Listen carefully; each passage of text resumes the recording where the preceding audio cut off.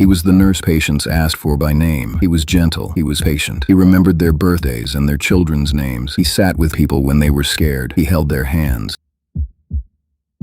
He was also the most prolific serial killer in American history. For 16 years, Charles Cullen worked as a nurse in hospitals across New Jersey and Pennsylvania. He passed every background check. He received employee awards. Nurses called him hardworking. Patients trusted him with their lives.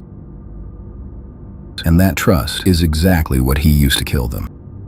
He confessed to 40 murders. Investigators believe the true number may be close to 400. We will never know the real count because the system that was supposed to stop him chose again and again to look the other way. This is not just the story of a killer. This is the story of how 9 hospitals, 2 states, and an entire healthcare system let him keep killing for 16 years. Charles Edmund Cullen was born on February 22, 1960, the youngest of 8 children in West Orange, New Jersey. His father died when Charles was just 7 months old. He grew up poor, bullied, and by his own description, completely alone. He attempted suicide for the first time as a teenager, then again and again. Over the course of his life, Cullen would attempt to take his own life at least 20 times.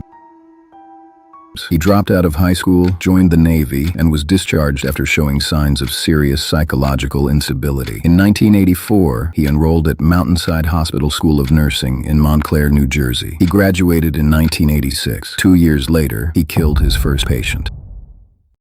His method was simple and nearly invisible. He would access medication dispensing machines, automated cabinets that stored hospital drugs, and remove medications that were not prescribed for his patients. Then he would inject those drugs into IV fluid bags, lethal doses of digoxin, insulin, lidocaine. In a hospital, patients die. It is not unusual. It is tragically expected. That was the camouflage Cullen used for 16 years. Here is the pattern that played out 9 times across 16 years. Cullen would be hired at a hospital. He would seem competent, even kind. Then patients would begin to die unexpectedly. Staff would grow suspicious. Medication discrepancies would be flagged. And instead of calling the police, hospitals would quietly push him out. No report to regulators. No warning to other hospitals. Just gone. And the next hospital would hire him because on paper, his record looked clean. 1988, St. Barnabas Medical Center, New Jersey. First confirmed kill, 11 patients. 1992, Warren Hospital, New Jersey. Killed 3 women with digoxin overdoses. Left before investigation completed. 1994, Hunterdon Medical Center, New Jersey. Received an employee award. Killed 5 patients in 1996. Records from earlier years destroyed by 2003. 1996, Morristown Memorial Hospital, New Jersey. Fired for poor performance. No police report filed. 1998, multiple Pennsylvania hospitals, Liberty Nursing, Lehigh Valley Hospital, Sacred Heart, killed 7 patients in Pennsylvania, fired from Sacred Heart after 16 days. 2002, Somerset Medical Center, New Jersey, killed 13 patients in under a year, finally caught after medication system flagged his access records. December 2003, arrested, 16 years, 9 facilities, the killing stopped.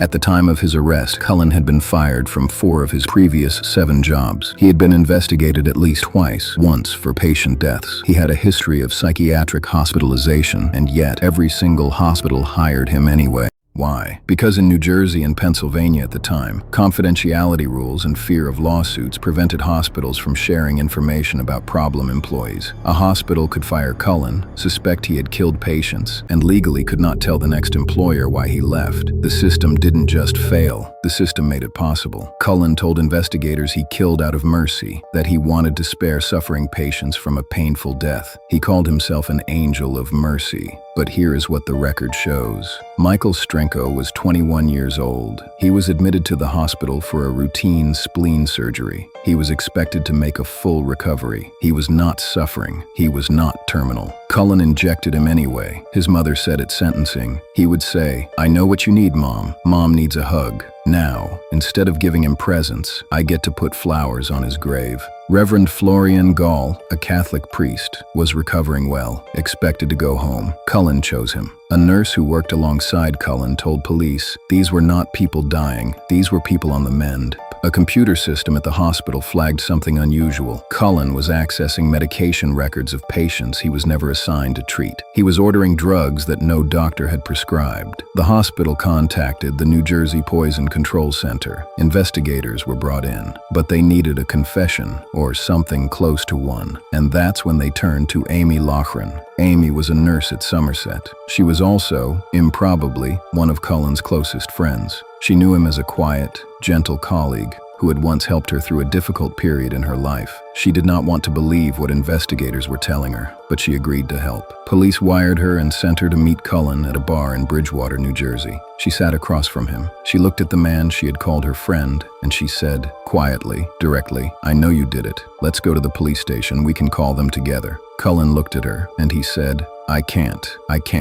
He got up. He walked out of the bar. Investigators were waiting in the parking lot. On December 12, 2003, 16 years, finally over. It wasn't a brilliant investigation that caught him. It wasn't forensic science. It was one woman sitting across from a killer and telling him she knew the truth. Cullen pleaded guilty to 11 consecutive life sentences. Under the terms of his sentencing, he cannot be considered for parole until the year 2403. Stood at the podium and said, "He was a demon from the lowest depths of hell. Burn in hell, Mr. Cullen, for all eternity." In April 2004, just months after his arrest, New Jersey passed new legislation requiring hospitals to report serious errors and conduct thorough background checks before hiring medical staff. The law was a direct response to Cullen. It took 400 possible deaths to change the law. The hospitals knew, not all of them, not all at once, but enough of them suspected enough to fire him, to push him out, to flag his behavior internally, and not one of them picked up the phone and called the police.